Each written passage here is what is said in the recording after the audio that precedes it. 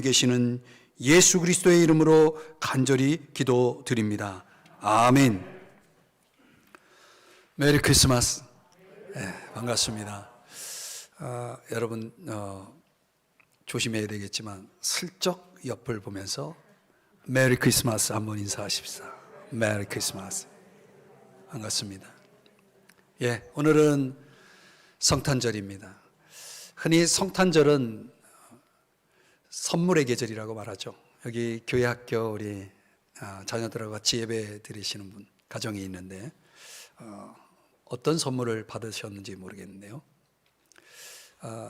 하나님께서 우리 인류에게 주신 가장 큰 선물이 있다면 그것은 다름 아닌 예수 그리스도입니다. 하나님의 그 지극한 사랑과 관심이 깃들어진 그 최고의 선물이죠. 사도 요한은 요한복음 1장에서 예수 탄생을 이렇게 묘사하고 있습니다. 우리 한번 이 말씀 같이 한번 읽어볼까요? 시작. 말씀이 육신이 되어 우리 가운데 거하시며 우리가 그의 영광을 보니 아버지의 독생자의 영광이요 은혜와 진리가 충만하더라. 아멘. 요한복음 1장에서는 예수 그리스도를 말씀이신 하나님으로 소개합니다. 그 말씀이신 하나님이 육신이 되어 인간의 몸을 입고 이 땅에 태어나신 거죠. 그래서 우리 가운데 거하신 날, 그때 무엇을 보았다라고 말씀을 하냐면 그의 영광을 보았다라고 말합니다. 그의 영광. 신약 성경에서 이 영광이라는 단어는 독사라는 헬라어를 사용하는데 말하자면 하나님의 임재를 가리킵니다. 하나님의 임재. 자, 실제로 예수 그리스도께서 탄생하실 때 양떼를 지키던 목자들에게 그런 일이 벌어집니다. 누가복음 2장 9절 말씀을 보시면은 주의 사자가 곁에 서고 주의 영광이 그들을 두루 비추매 크게 무서워하는지라. 주의 영광이 그들을 두루 비추었다라고 말씀합니다. 이것은 주님이 그들 가운데 임하셨다라고 하는 뜻을 갖습니다. 그렇게 임한 주의 사자가 이런 뉴스를, 이런 소식을 전하고 있습니다. 누가복음 2장 10절 이하의 말씀인데요. 내가 온 백성에게 미칠 큰 기쁨의 좋은 소식을 너희에게 전하노라. 11절. 오늘 다윗의 동네에 너희를 위하여 구주가 나셨으니 곧 그리스도 주시니라. 12절에 보니 너희가 가서 강보에 쌓여 구유에 뉘어 있는 아기를 보리니 이것이 너희에게 표적이니라. 표적이니라. 여러분, 인류가 경험한 가장 큰 표적이 있다면 그것은 구유에 뉘어 있는 아기, 그분은 다름 아닌 우리 주 예수 그리스도, 우리의 구주 대신 예수 그리스도이신 것이죠. 죄 많은 인간 속에 영광으로 찾아오신 그분, 어떤 사람도 하나님을 친히 느낄 수가 없고 볼 수가 없었다면 이제 하나님이 당신의 아들 예수 그리스도를 죄인 가운데 보내셔서 하나님의 모습을 보여주신 것입니다. 계시하신 거죠. 그거야말로 진정 하나님의 긍휼, 하나님의 은혜가 아니겠습니까? 예수 그리스도의 탄생은 성경에서 하나님의 영광이었다라고 그렇게 설명합니다. 그 영광을 통해서 저와 여러분은 이제 하나님을 볼 수가 있고 느낄 수가 있게 된 것이죠. 그런데 그 영광에 대해서 우리가 더 주목할 수 있는 또 한 부분은 누가복음 24장에서 이렇게 소개합니다. 한번 같이 읽어볼까요? 시작. 그리스도가 이런 고난을 받고 자기의 영광에 들어가야 할 것이 아니냐 하시고, 여기에 영광이 또 나오죠. 이 땅에 오신 예수 그리스도를 하나님의 영광으로 묘사했다면 예수 그리스도의 고난과 죽음을 또 영광으로 묘사하고 있다는 거죠. 예수 그리스도의 죽음이 왜 하나님의 영광이라고 말할까요? 그 이유는 그것이 하나님의 뜻이기 때문에 그렇습니다. 하나님의 뜻이 이루어지는 곳에 하나님의 영광이 함께합니다. 하나님의 뜻이 뭡니까? 우리의 죄, 인류의 죄를 짊어지시고 심판을 대신 받으시는 거죠. 그것을 위해서 우리 예수님은 2000년 전에 이 땅에 오신 것입니다. 그러니까 이 땅에 탄생하신 예수님은 바로 그 영광을 향해서 가기 위해, 죽음의 영광을 향해 가기 위해, 하나님의 뜻을 이루기 위해서 이 땅에 오신 것입니다. 그래서 마침내 저와 여러분에게 용서의 길을 열어주신 것이죠. 자, 그 길에 대해서 오늘 성경 히브리서 10장 19절 20절에서는 이렇게 설명합니다. 우리 19절은 아까 읽었으니까 제가 읽고 20절은 여러분이 읽어주시기 바랍니다. 그러므로 형제들아, 우리가 예수의 피를 힘입어 성소에 들어갈 담력을 얻었나니, 20절, 휘장 가운데로 열어놓으신 새로운 살 길이요, 휘장은 곧 그의 육체니라. 아멘. 무슨 말씀입니까? 이게 예수 그리스도께서 우리를 위해 준비해 놓으신 그 모든 것, 사실 이 내용은 9장 1절에서 10장 18절까지 우리가 앞서 묵상한 말씀 속에서 설명하고 있습니다. 그 근거로서 오늘 히브리 기자는 우리들에게, 또 히브리 독자들에게 Let us 해서 뭐뭐 하도록 하자라고 하는 제안을 5가지를 오늘 본문 속에서 설명하고 있습니다. 자, 무엇을 하기 위해서 예수 그리스도께서 우리를 위해 준비하신 것이 무엇인가에 대해서 오늘 본문 19절 20절에서는 이렇게 설명합니다. 성소에 들어갈 담력을 얻었나니 그랬습니다. 성소라고 하는 것은 하나님이 계신 곳이죠. 하나님이 임재하신 곳입니다. 다시 말하면 하나님입니다. 하나님을 만나러 하나님 앞에 나아갈 수 있는 담력, 담대함을 얻게 하셨다라고 말씀하고 있습니다. 들어간다라고 하는 단어는 입장 권한을 부여하다라는 뜻을 가지고 있습니다. 그러니까 자유롭게 하나님 앞에 나아갈 수 있게 되었다는 거예요. 별로 안 놀라시네요. 하나님 앞에 우리가 나아갈 수 있다. 우주의 창조주, 그 우주 만물을 주관하고 있는 만유의 주가 되시는 그 하나님 앞에 우리가 감히, 저와 여러분이 감히 그분 앞에 나아갈 수 있게 되었다라는 사실입니다. 예수 그리스도의 그 탄생이야말로 진정 우리에게 그런 새로운 살 길을 열어 놓으신 것입니다. 오늘 20절에서 살 길이라고 말하고 있는 것이죠. 저와 여러분이 반드시 가야 할 길, 살 길, 우리가 살 수 있는 길, 우리가 살아갈 수 있는 길, 참으로 그 길을 열어놓으신 것이죠. 아니, 그분은 그 길 자체이신 것입니다. 이전에는 존재하지 않았던 길입니다. 우리가 하나님 앞에 나아갈 수 있고 그분을 만날 수 있고 그분과 교제할 수 있는 길이란 과거에는 없었던 것이죠. 예수 그리스도의 탄생을 통해서, 그의 삶을 통해, 그의 죽음의 영광을 통해 저와 여러분에게 그 길이 열려진 것입니다. 할렐루야. 여러분, 오늘날 우리는 코로나 시대를 살고 있죠. 벌써 2년이라는 시간이 지나고 있어요. 참 세월이, 시간이 참 빠르다는 생각이 듭니다. 여러분, 코로나 시대에 지금 세계 곳곳에서 많은 사람들이 그들의 삶의 현장에서 탄식하는 소리를 부르짖는 경험을 하고 있습니다. 이 세상의 모든 탄식을 한마디로 요약하면, 하나님 도대체 어디 계십니까? Where is God? 하나님 어디 계십니까? 도대체 하나님 계시다면 왜 이런 고통 속에서 우리를 구원하지 않으시는 겁니까? 많은 사람들의 탄식, 한마디로 요약하면 이거 아닙니까? 하나님 어디 계십니까? 하나님 왜 이렇게 멀리 계십니까? 왜 우리와 함께하지 않으십니까? 이런 탄식 소리가 곳곳에서 들려옵니다. 어쩌면 저와 여러분에게도 이런 부르짖음이 있지 않습니까? 자, 여러분, 구약 성경을 한번 생각해 보면 구약의 이스라엘 백성들이 홍해를 육지처럼 마른 땅으로 홍해를 통과하지 않았습니까? 그런 놀라운 홍해를 건너는 기적, 그리고 하늘에서 만나와 메추라기라고 하는 이런 놀라운 하늘 양식을 얻는 기적을 경험했지만, 그들이 마사와 무리바라는 장소에서 그 목마름의 경험을 할 때에 그들은 이렇게 또 외쳤다는 것이죠. 하나님 살아계십니까? 하나님 살아계십니까? 당신은 진정 살아계시는 분입니까? 여러분, 그 앞에서 경험했던 그 놀라운 기적은 까마득히 잊어버리고 이스라엘 백성들의 입에서 나온 탄식이 바로 이것이었던 것이죠. 하나님은 살아계시는가?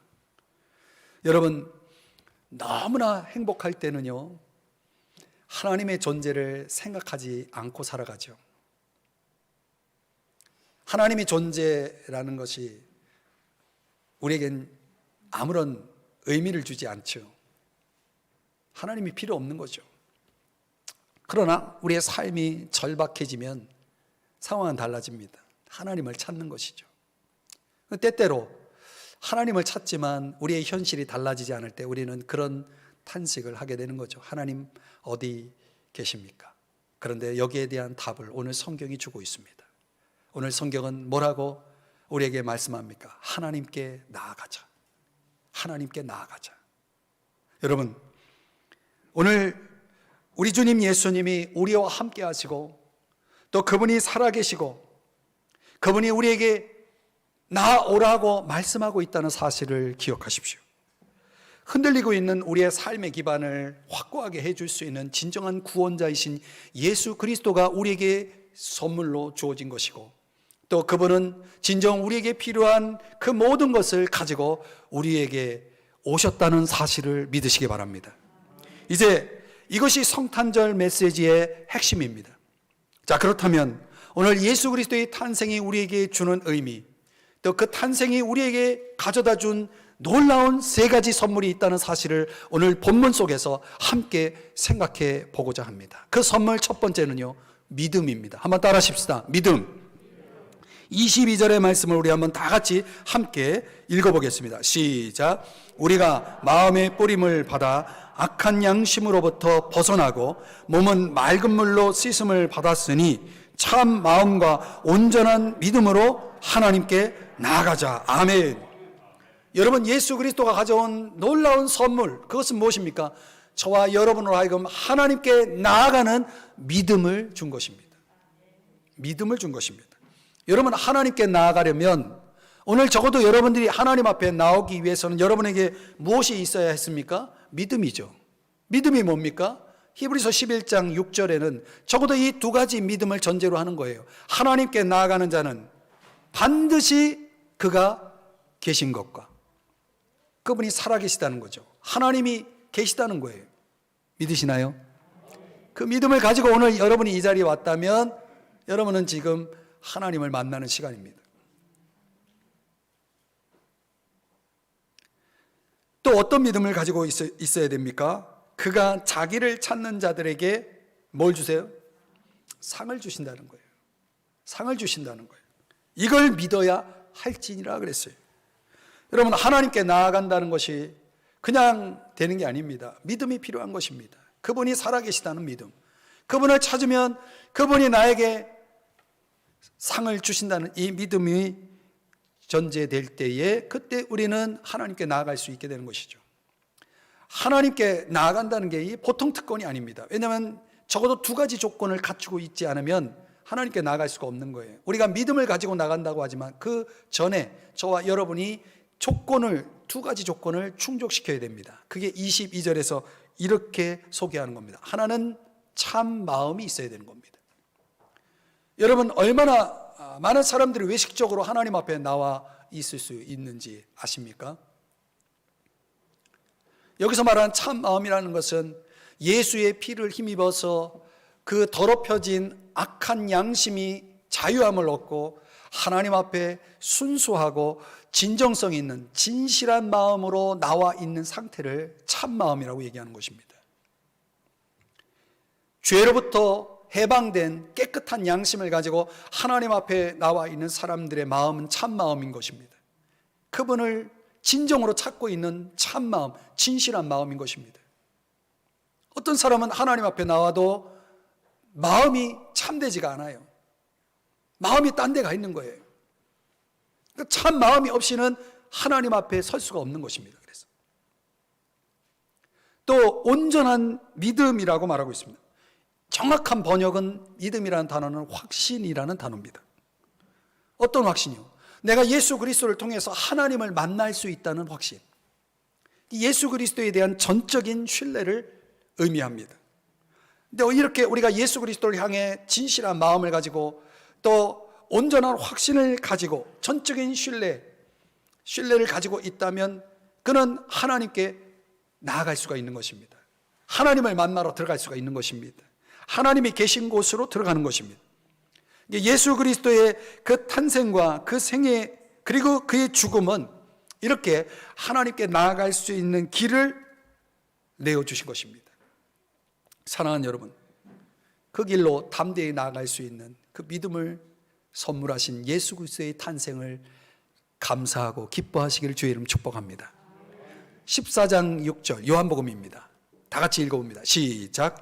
예수께서 이르시되 내가 곧 길이요 진리요 생명이니 나로 말미암지 않고는 아버지께로 올 자가 없느니라. 아멘. 나로 말미암지 않고는, 예수 그리스도로 말미암지 않고는 아버지께로 올 자가 없다라고 말씀을 하는 거죠. 그분이 길인 것이죠. 그분이 진정 하나님께 나아가는 길 자체인 것입니다. 예수님은 우리를 하나님 앞으로 인도하기 위해서 어떤 일을 하셨는가? 베드로전서 3장 18절 말씀도 자막의 내용만 함께 읽어봅니다. 시작. 그리스도께서도 단번에 죄를 위하여 죽으사 의인으로서 불의한 자를 대신하셨으니 이는 우리를 하나님 앞으로 인도하려 하심이라. 아멘. 우리를 하나님 앞으로 인도하기 위해서 그분이 죽으셨다는 거예요. 죽기 위해서 그분은 2000년 전에 인간의 몸을 입고 이 땅에 태어나신 것입니다. 그분의 탄생은 이 죽음, 저와 여러분을 하나님 앞으로 인도하기 위한 죽음을 향해서 나아가는 첫걸음이었던 거죠. 사랑하는 여러분, 우리가 예수 그리스도께서 이 땅에 인간의 몸을 입고 태어나셨다, 그 성탄이 저와 여러분에게 진정 가져온 귀한 선물, 참마음, 온전한 믿음, 오늘 그것이 있음으로 인해서 저와 여러분이 하나님께 나아갈 수 있게 되었다는 사실을 감사하시기 바랍니다. 그리고 그 믿음을 진정 가지고 있다면 여러분, 우리는 그 믿음으로 하나님을 찾아야 되는 겁니다. 여러분, 믿음이라는 것은 항상 우리의 마음을 하나님께로 향하게 하는 것입니다. 믿음을 갖고 살아가는 사람은 항상 하나님을 생각해요. 마음으로. 내 몸이 교회라고 하는 이 공간 속에, 교회당이라는 공간 속에 와 있지 않아도 항상 일상에서 하나님을 구합니다. 하나님을 찾습니다. 하나님을 부르는 것입니다. 그게 믿음인 것입니다. 여러분, 우리가 진정한 온전한 믿음을 가지고 있다면, 성탄의 선물 그 믿음을 가지고 살고 있다면 저와 여러분은 하나님을 찾는 삶을 살아야 되는 것입니다. 왜냐하면 그분이 반드시 계시기 때문에 그렇습니다. 자, 성탄의 선물 두 번째는요, 소망입니다. 한번 따라 하십시다. 소망. 여러분의 소망은 무엇입니까? 우리가 이 세상을 살면서 우리 나름의 소망을 가지고 살아갈 수 있지만 성경이 강조하고 있는 소망은 장차 우리를 구원하신다라고 하는 소망입니다. 구원에 대한 소망이죠. 여러분, 예수 그리스도의 탄생이야말로 저와 여러분의 궁극적인 구원을 이루실 것이라고 하는 소망의 기초가 된다는 것입니다. 자, 그 말씀이 23절에 나와 있습니다. 함께 이 말씀을 읽어봅니다. 시작. 또 약속하신 이는 미쁘시니 우리가 믿는 도리의 소망을 움직이지 말며 굳게 잡고. 자, 여기 믿는 도리의 소망이라고 말하고 있죠. 정확한 번역은 우리가 고백하는 소망입니다. 도대체 무엇을 고백한다는 거죠? 초대 그리스도인들은 그들이 구원을 받고 또 교회 공동체 안에서 세례를 받을 때 그들이 그리스도에 대해서 믿는 바를 고백하는 의식이 있었대요. 자신들이 예수 그리스도에 대해서 믿는 그 교리에 대한 고백이죠. 그 믿는 교리의 구체적인 내용 가운데 하나가 뭐냐면 예수 그리스도께서 약속하신 종말론적인 궁극적인 구원의 성취입니다. 우리는 지금 예수 그리스도를 믿고 믿음 안에서 살고 있죠. 우리의 구원이라고 하는 것은 진행 중에 있다는 사실이죠. 이미 우리는 구원을 받았다. 그것은 죄의 형벌로부터의 구원이라면 지금 죄가 존재하는 이 현실 세계 속에서 저와 여러분이 끊임없이 투쟁하는 게 뭐냐면 죄와의 싸움이죠. 그 죄와의 싸움이 완전히 스탑되는, 끝나는 시점이 예수 그리스도의 재림입니다. 그때 우리는 이제 죄의 존재로부터 완전한 해방을 이루게 되고 벗어나게 되는 거죠. 그것을 우리는 궁극적인 구원이다, 또는 종말론적인 구원이다, 이렇게 설명합니다. 자, 여러분, 우리가 적어도 믿는 것은 바로 그것이죠. 우리의 영원한 구원, 종말론적인 구원이 완성될 것이라고 하는, 성취될 것이라고 하는 그런 소망을 오늘 저와 여러분이 갖고 있는다는 거, 이게 얼마나 중요한지 모릅니다. 왜냐하면 그 소망이라고 하는 것이 결국은 약속하신, 그 소망의 주제를 약속하신 그분의 신실함에 달려있고, 그 신실함을 믿는 믿음 안에서 소망은 나오는 것입니다. 그래서 믿음은 소망을 낳는 것입니다. 내가 믿는 만큼 소망이 생기는 거예요. 내가 확신하는 만큼 소망이 생기는 거예요. 여러분, 소망을 가질 때 그 소망이라는 것은 궁극적으로 예수 그리스도가 다시 오실 것이라는 그 소망과 연결되어서 우리의 구원이 마침내 완성될 것이라고 하는 이 소망으로 이어지는 것이죠. 그런 소망을 갖게 되면 어떤 결과가 나오느냐? 23절을 다시 보시면 움직이지 않습니다. 움직이지 말며, 그랬죠? 움직이지 않는다는 것은 동요되지 않는다는 것입니다. 내 삶에 어떤 문제가 찾아와도, 어떤 장벽이 있어도 흔들리지 않는 것입니다. 여러분, 안타까운 일이지만은 우리 주변에 흔들리는 사람들이 너무나 많습니다. 아마 이 히브리서의 독자인 당시의 초대 그리스도인들 가운데도 흔들리는 사람이 많았을 거예요. 지금 그들이 믿는 주님, 또 그들이 바라는 소망이 흔들리고 있었던 것이죠. 과연 그럴까? 의심이 찾아오고, 마음의 갈등이 찾아오고, 이제 이 모든 것이 다 무의미한 것은 아닌가 흔들리고 있었던 것이죠. 여러분, 우리가 아무리 의지가 강하고 아무리 주님께 헌신되어 있어도 그런 흔들림 없는 삶을 보장할 수 없습니다. 확신할 수 없습니다.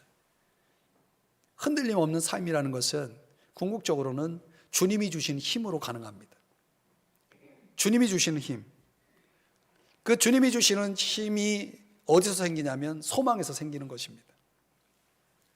소망이라는 것은 하나님에 대한 믿음이죠. 사실 하나님이 나의 모든 것을 보고 계시고, 또 하나님께서 적어도 내 문제를 완전하게 해결해 주실 것이라고 하는, 하나님이 풀어주실 것이라고 하는 그런 일종의 기대라고 말할 수 있습니다. 여러분, 삶에 어려운 문제가 생기면 소망을 가진 사람은 그렇게 생각합니다. 하나님이 이 문제를 꼭 풀어주실 거야. 이 문제를 꼭 해결해 주실 거야. 이 코로나를 하나님께서 당신의 방법으로 해결해 주실 거야. 이런 소망을 갖는 것입니다. 하나님에 대한 기대죠. 그래서 막다른 골목에서도 낙심하지 않고 앞을 향해서 전진해 나가게 되는 것입니다. 여러분 아십니까? 조개는 짜증나게 하는 모래알을 진주로 바꾼다는 사실을. 소망도 마찬가지입니다. 우리 삶의 많은 문제들을 진주로 바꿀 수 있는 능력이 바로 소망인 것이죠. 소망을 가진 사람들은 내 삶에 다가오는 문제들을 하나하나 진주로 바꿔내는 능력을 발휘합니다. 오늘 저와 여러분에게 필요한 능력 아니겠습니까? 또 이 소망을 갖게 되면 오늘 23절을 다시 보시면 굳게 잡을 수가 있습니다. 여러분, 내가 대충 잡으면 놓치죠. 굳게 잡으면 결코 놓치지 않는 것입니다. 굳게 잡는다라고 하는 이 의미는 일관성을 유지하다라는 뜻입니다. 여러분, 오늘날 특별히 이런 문제는 아주 잘 대두되어 있다라고 생각이 됩니다. 일관성 없는 사람이 많습니다. 믿음에 대해서, 신앙에 대해서 고수하지 않는 거죠. 말하자면 내 삶의 현실 앞에 신앙을 포기하고 싶을 때 그 신앙을 계속 밀고 나갈 수 있는, 고수할 수 있는 그 힘이 약한 것입니다. 그 쥐고 있는 힘이 약한 것이죠. 결국은 놓쳐버리고 마는 거죠. 소망은 그것을 확고하게 잡게 만듭니다. 신앙을 놓지 않게 만듭니다. 주님을 놓지 않게 만드는 것이죠. 소망은 그런 힘을 가지고 있는 것입니다. 로마서 8장 24절 25절에서 사도 바울이 이런 고백을 하지 않습니까? 우리가 소망으로 구원을 얻었다라고 말하고 있죠. 소망이 뭡니까? 보이는 소망은 소망이 아닙니다. 보는 것을 누가 소망합니까? 25절에 보면 만일 우리가 보지 못하는 것을 바라면 참음으로 기다릴지니라. 참음으로 기다릴 수 있는 것입니다. 참음으로 기다리기 위해서 우리에게 필요한 것은 약속인 거죠. 하나님의 약속, 우리 주님의 약속. 그래서 우리가 주의 말씀을 묵상하며 주님이 내게 주시는 약속이 주어질 때 그 약속을 붙잡으면 그 사람은 굳게 잡을 수가 있는 거예요. 주님을, 소망을 굳게 잡을 수가 있는 것입니다. 놓치지 않는 거죠. 여러분에게 약속이 있나요? 주님이 여러분에게 주신 약속이 있나요? 약속을 받으세요. 어떻게 해요? 말씀 묵상을 통해서 주님의 약속을 받으세요. 예수 그리스도의 탄생은 한마디로 말하면 하나님의 약속이 얼마나 신실한지를 증명한 사건이죠. 구약의 수많은 약속들이 완성되어 이루어진 그 사건이 예수 그리스도의 탄생이라는 거예요. 이것은 또한 그 탄생하신 예수 그리스도가 얼마나 신실한 분이신지를 또 보여줍니다. 하나님의 뜻을 완성하기 위해서 그분은 신실하셨고 순종하셨죠. 그리고 그분은 제자들에게 이런 놀라운 또 약속을 주고 있습니다. 요한복음 14장 2절 3절의 말씀을 우리 천천히 한번 같이 읽어보겠습니다. 시작. 내 아버지 집에 거할 곳이 많도다. 그렇지 않으면 너희에게 일렀으리라. 내가 너희를 위하여 거처를 예비하러 가노니. 3절. 가서 너희를 위하여 거처를 예비하면 내가 다시 와서 너희를 내게로 영접하여 나 있는 곳에 너희도 있게 하리라. 아멘. 내가 다시 와서. 여러분, 주님이 재림하셔서 무엇을 하시겠다고 약속하고 있습니까? 너희를 내게로 영접하여 나 있는 곳에 너희도 있게 하리라. 이 종말론적인 구원의 약속을 주고 있습니다. 이걸 소망하게 저와 여러분에게 약속하신 것입니다. 여러분, 소망이 흔들리면 미래가 없습니다. 소망이 없는 인생은 모든 걸 포기합니다. 반대로 소망을 가지면 참을 수 있습니다. 소망을 가지면 순종할 수 있습니다. 사랑하는 여러분, 오늘 이 성탄절에 예수 그리스도에게서 받은 선물, 우리에게 주신 궁극적인 구원의 소망, 그 소망을 굳게 잡으시길 주의 이름 축복합니다. 그럼 여러분의 삶에 어떤 일이 벌어지더라도 여러분은 흔들리지 않을 것이고 여러분들은 담대하게 굳게 잡고 앞으로 계속 전진해 나갈 수가 있습니다. 여러분들은 주님에게서 멀어지지 않을 것입니다. 여러분의 충성은 조금도 흔들림이 없을 것입니다. 오늘 그러한 소망으로 살아가시기를 주의 이름으로 축복합니다. 성탄의 선물 세 번째는요, 딱 여러분 눈치가 8단 9단이면 나오죠. 믿음이 나왔고 소망이 나왔으니 그 다음 뭡니까? 사랑이에요. 자막이 너무 빨리 나왔어요. 히브리서 10장 24절 25절의 말씀을 우리 두 구절인데 함께 읽어봅니다. 시작. 서로 돌아보아 사랑과 선행을 격려하며 모이기를 패하는 어떤 사람들의 습관과 같이 하지 말고 오직 권하여 그날이 가까움을 볼수록 더욱 그리하자. 아멘. 여러분, 사랑이라는 것은 우리의 삶의 방향을 옆으로 우리의 이웃을 향해 나아가게 하죠. 믿음은 위를 향하게 하고 하나님에게 향하게 하고, 소망은 저 하늘나라를 향하게 한다면 사랑은 우리의 이웃을 향하게 한다는 거죠. 자, 그래서 오늘 성경에서 무엇을 강조하냐면 이렇게 시작하잖아요. 서로 돌아보라. 한번 따라 하십시다. 돌아보라. 여러분, 서로를 돌아보라. 어떻게 돌아볼 수 있다는 겁니까? 돌아보는 방법이 뭐예요? 사랑과 선행이죠. 그냥 슬쩍슬쩍 보라는 얘기가 아니죠. 굉장히 구체적인 방법을 제시해 주고 있습니다. 사랑이라는 건 뭡니까? 관심이죠. 관심입니다. 선행이라는 건 뭡니까? 그 관심의 구체적인 표현이죠. 내가 사랑한다라고 하면 반드시 거기에 관심을 갖게 돼 있고, 관심이 구체적으로 표현되면 그 상대를 향해서 선행을 베풀게 되는 것입니다. 아주 적극적인 지원을 하게 되는 거죠. 폴 트루니의 그 작가, 의사이자 작가는 이런 말을 했습니다. 우리가 받을 때는 작은 기쁨을 느끼지만 줄 때는 지극한 기쁨을 느끼게 한다. 사랑이라는 건 주는 거죠. 성경에서 그 사랑을 행동에 대한 헌신이라고 그렇게 설명합니다. 정말 우리 주변에, 내 주변에 보면 사랑하기 힘든 사람이 있어요. 정말 귀찮게 하고 불쾌감을 주고 정말 비위상하게 하고 나를 힘들게 하는 이웃들이 존재할 수 있습니다. 그런 사람조차도 사랑은 가능합니다. 그 사랑이 가능할 수 있는 이유가 뭡니까? 그것이 우리 주님이 그런 사랑을 선물하셨기 때문에 가능하다는 거예요. 여러분, 우리가 누구를 사랑하는 데 있어서 가장 걸림이 되는 건 다름 아닌 나 자신입니다.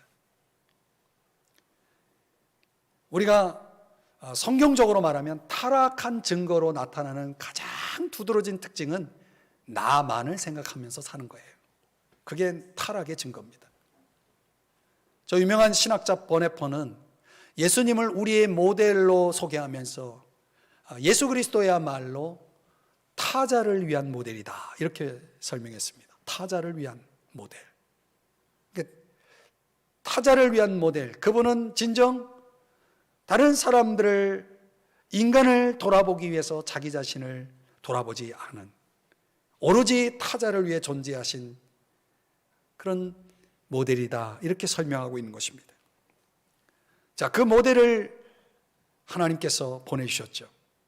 하나님의 그 최종적인 사랑의 표현으로서 요한복음 3장 16절에서는 하나님이 세상을 이처럼 사랑하사 독생자를 어떻게 하셨다고요? 주셨으니 그랬어요. 주셨으니. 최고의 사랑 아닙니까? 어떻게 독생자를 줄 수 있습니까? 최고의 사랑이죠. 요한일서 3장 16절에서는 한번 같이 읽어봐요. 시작. 그가 우리를 위하여 목숨을 버리셨으니 우리가 이로써 사랑을 알고. 사랑이 뭡니까? 이렇게 그 사랑이 무엇인지를 보여주었다는 거예요. 우리를 위하여 목숨을 버리셨으니. 로마서 5장 8절에서는 우리가 아직 죄인 되었을 때에 죄인인 우리를 위해서 그리스도께서 우리를 위하여 죽으셨다, 그런 사랑 말이죠. 아무 자격 없는 자를 위해서 죽으신 그 죽음을 통해서 우리에게 사랑이 진정 무엇인지를 가르쳐 주셨다는 거죠. 주님이 보여주신 사랑은 아래로의 여정입니다. 아래로의 여정. 인간을 돌아보기 위해서 자기 자신을 철저하게 돌아보지 않은 자기 부인의 여정이죠. 그런 사랑으로 우리에게 모범을 보여주신 그분이 우리에게 그 사랑을 명령하셨다는 사실 아십니까? 요한복음 13장 34절의 말씀을 다 같이 읽어봅니다. 시작. 새 계명을 너희에게 주노니 서로 사랑하라. 내가 너희를 사랑한 것 같이 너희도 서로 사랑하라. 아멘. 어떻게 사랑하라고요? 내가 너희를 사랑한 것 같이. 사랑의 모범을 보이시고 그 모범을 따르라고 명령하고 있는 것입니다. 어떻게 그런 사랑이 가능할까요? 저절로 되지 않습니다. 그런 사랑이 있기 위해서 저와 여러분에게는 그런 사랑의 대상이 필요합니다. 내가 그 사랑을 할 수 있는 대상이 필요한 거죠. 그 대상은 멀리 있지 않습니다. 여러분 주변에 있습니다. 아시나요? 적어도 우리가 내 주변에 있는 그 사랑의 대상을 사랑하기 위해서는 사랑의 구체적인 선행이 나와야 되는 것입니다. 아까도 말씀드렸지만 선행은 구체적인 표현입니다. 구체적인 표현이 되기 위해서는 적어도 우리는 그의 필요를 알아야 되겠죠. 어떻게 알 수 있습니까? 만나야죠. 만나야죠. 그래서 오늘 성경 25절에서는 무엇을 강조합니까? 다시 한번 오늘 본문 25절을 보여줄까요? 거기 보면 모이기를 패하는 어떤 사람들의 습관과 같이 하지 말고 오직 권하여 그날이 가까움을 볼수록 더욱 그리하자. 모이라는 거예요.